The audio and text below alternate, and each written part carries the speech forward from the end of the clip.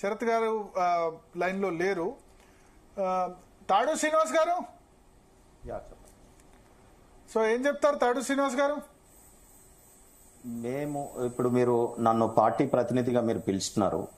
Party మేము legislature లో మేము సపోర్ట్ చేసినాం. మేము సపోర్ట్ చేసింది హౌస్ లో ఒక మాట, రోడ్ల మీద వీధులలో ఒక మాట మాది ఉండదు, మా పార్టీ విధానం కాదు.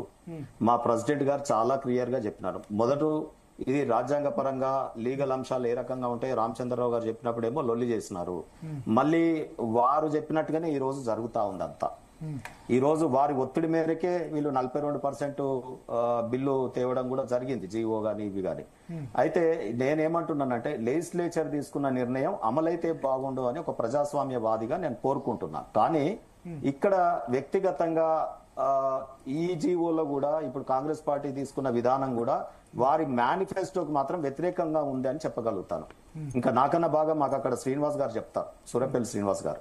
ఎందుకంటే వారి మేనిఫెస్టోలో చాలా క్లియర్ గా కేటగరైజేషన్ ఉంటుంది. మేము స్థానిక సంస్థల ఎన్నికలకు పోతాం, ఎంబీసీలు, సంచార జాతులు. మీరు భరత్ గారికి ముఖ్యంగా నేను థ్యాంక్స్ చెప్పాలి. ఎందుకంటే మొదటి నుండి మీరు ఎంబీసీలకు, నేను చైర్మన్ అయిన మొదటి నుండి కూడా మీరు ఎంబీసీలకు ఎక్కడెక్కడ అన్యాయం జరుగుతుందో మీరు ఏ మీడియాలో ఉన్నా పాపం వారి పక్షాన మాట్లాడుతా ఉన్నారు. రియాలిటీని ముందుకు, ప్రజల ముందుకు తీసుకొచ్చినారు, ప్రభుత్వాల ముందుకు. అయితే ఈ రోజు మీరున్నారు కాబట్టి ఇంకా చనువుతో ఎంబీసీల పక్షపాతిగా మాట్లాడాలని నేను అనుకుంటా ఉన్నాను. నాకన్నా బెటర్ పర్సన్ శ్రీనివాస్ గారు కూడా ఉన్నారు. అయితే ఇక్కడ నేనేమంటున్నానంటే మీరు అన్నట్టే ఇప్పటి వరకు సర్పంచులు కాని కులాలు కూడా ఉన్నాయి. ఇంత 70-80 కులాలు ఉంటాయి. 130లో సర్పంచులు కాని కులాలు 70 కులాలు కూడా ఉన్నాయి. ఇంకా మీకు ఇంకొకటి ముందుకు తీసుకొస్తాను. కులం సర్టిఫికేట్లు దొరకక నేను మీకు ఒక ఎగ్జాంపుల్ చెప్తాను.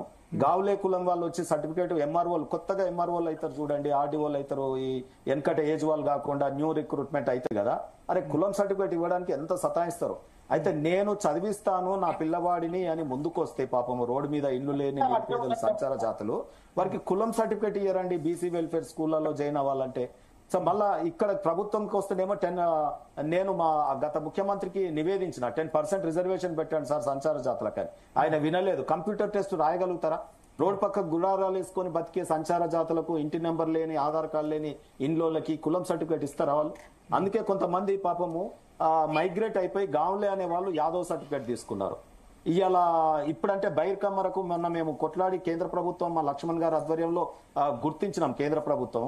అయితే వారికి బైర్కమ్మర వాళ్ళు కమ్మర అనే విశ్వకర్మ అనే సర్టిఫికేట్ తీసుకొని పోయినారు. అంటే కొన్ని జాతులు అంతరించిపోయినాయి తెలంగాణలో. వారి సాంస్కృతిక వైభవం ఎంత గొప్పగా ఉంటుంది తెలుసా అండి? అదో పెద్ద చర్చ. భరత్ గారు ఎప్పుడైనా మీరు పెట్టండి.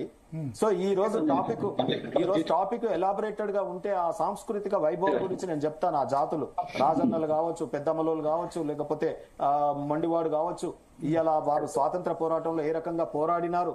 ఇవాళ బెగ్గర్స్ అని పిలుస్తా ఉన్నాం, కానీ బెగ్గర్స్ కాదండి. ఒక ఊర్లో జరిగినటువంటి స్వాతంత్ర పోరాటం కాదను ఇంకో ఊర్లో చెప్పడానికి నక్సలైట్ల లాగానే ఊర్ల పొంటి తిరిగి ఎక్కడ ఏది దొరికితే అది అడుక్కొని తిని ఆ ఊర్లో అట్లా పోరాడిరు, బ్రిటిష్ వాళ్ళని తరిమి కొట్టిరు, మీరు కూడా కొట్టండి అని ప్రేరేపిస్తూ ఊరూరు తిరిగినారు. అట్లా సంచార జాతులైనారు. అందుకు బ్రిటిష్ వాడు వాళ్ళని క్రిమినల్ ట్రైబ్స్ గా డిక్లేర్ చేసినారు. మనం వచ్చిన తర్వాత డీనోటిఫై ఆఫ్టర్ సో మెనీ, ఒక డెకేడ్ తర్వాత చేసినాం. సో ఈ రకంగా అన్యాయమైన జాతులు ఎంబీసీలు, సంచార జాతులు. ఇంకా ఇప్పుడున్న ఎంబీసీలు అనుకుంటున్నటువంటి మన ఎర్లియర్ గవర్నమెంట్ నన్ను చైర్మన్ గా పెట్టింది కూడా శాస్త్రీయబద్ధం కాదు. అది దాంట్లో కూడా చాలా అంశాలు ముడి ఉన్నాయి. సో ఉదాహరణకి అనేక కేటగరైజేషన్ మళ్ళీ కావాలి. ఆ రోజున్న పరిస్థితులు, అనంతరాం కమిషన్ ఈ రాష్ట్రంలో ఉన్న పరిస్థితులను బట్టి వారు చేసినారు. ఇవాళ దేశంలో ఒక్కొక్క దగ్గర కొన్ని సంచార జాతులు ఉన్న కులాలు ఎస్సీలు, ఎస్టీలలో చేరుస్తూ ముందుకు పోతా ఉన్నారు.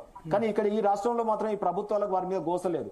ఇంతెందుకు ఒక దొమ్మరి కులస్తులు ఎంత చదివినా గానీ వాళ్ళ కులం మార్పిడి సర్టిఫికేట్ చేయట్లేదు. రెండోది ఒక ఎద్దును సైతం మనము చదువుకోనోని, జ్ఞానం లేనోని ఒక ఎద్దుతో పోలుస్తామండి. అంటే వాడు ఏమి చేయలేడని. భరత్ గారు ఇది బాగా వినండి. కానీ నా గంగిరెద్దులన్నా ఇంటి ముందుకు ఎద్దును తెచ్చి ఆ ఎద్దును సైతం ఎట్లా చెప్తే అట్లా వినేటట్టు మన ముందు విన్యాసం చేస్తాడండి. మనకెంత మానసిక వికాసం జరుగుతుంది. మరి ఎద్దును సైతం ఆడించగలిగినోడు ఎంత గొప్పోడండి శాస్త్రీయంగా.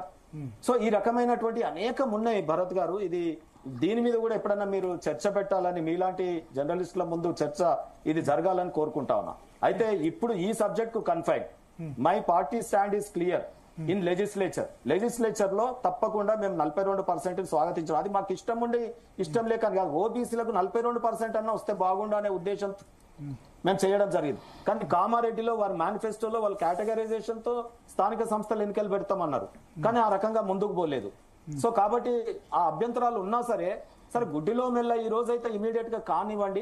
ఒకవేళ వీళ్ళు చేయక కాంగ్రెస్ పార్టీ ఇటువంటి కుప్పిగంతులు వస్తుంది, 100 years ఎక్స్పీరియన్స్ ఉన్నదంటది, కానీ చట్టాలకు అనుగుణంగా పోవట్లేదు, ఎక్కడో చట్టాల వ్యతిరేకంగా జడ్జిమెంట్లు వస్తే ఎట్లా అని కూడా మేము భావిస్తూ భయపడుతూ ఆందోళన చెందుతా ఉన్నాం. కానీ పార్టీగా మేము 42% మా రామచంద్రరావు గారు డిక్లేర్ చేసినారు, మేము తప్పకుండా ఇస్తాం లోకల్ బాడీస్ లో అని చెప్పి. సో రెండోది ఏంటంటే మీరు ఇక్కడ గమనించ